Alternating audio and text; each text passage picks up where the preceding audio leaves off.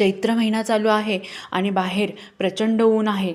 अशा उन्हात शरीराला थंडावा देणारं आणि भरपूर ऊर्जा देणारं कैरीच्या पन्ह्याची रेसिपी आज आपण बघणार आहोत. चला तर रेसिपीला सुरुवात करूयात. कैरीचे पन्हे तयार करण्यासाठी कैऱ्या आपण कुकरमध्ये वाफवून घेऊयात. अशा पद्धतीने सगळ्या कैऱ्या उकडून घेतल्या आहे. आता त्याचा गर काढून घेऊयात आपण.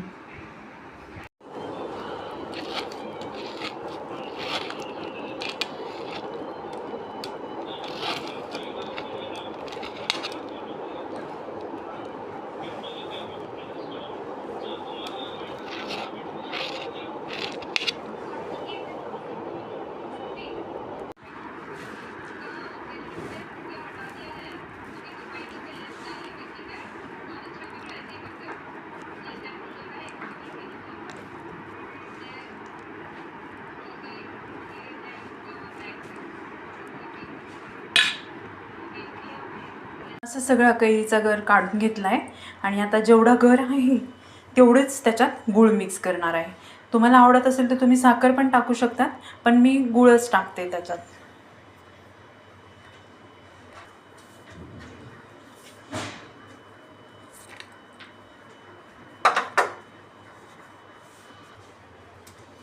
आता हा गूळ व्यवस्थित त्याच्यात मिक्स करून घेणार आहे कैरीत.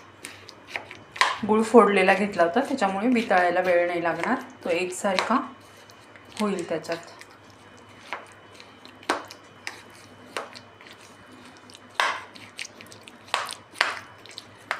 व्यवस्थित त्याच्यात एकजीव करून घेते गूळ. गूळ मिक्स करता करताच त्यात वेलची पावडर पण टाकून घेत आहे.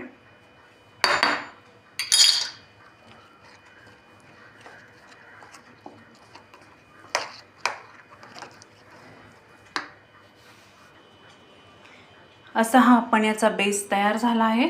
आता हा वापरून आपण पन्हं तयार करणार.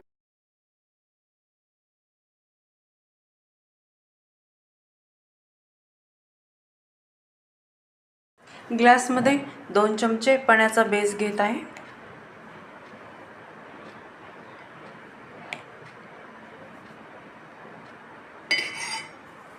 आता यात थोडा बर्फ टाकून घेते आणि थंड पाणी टाकून मिक्स करते.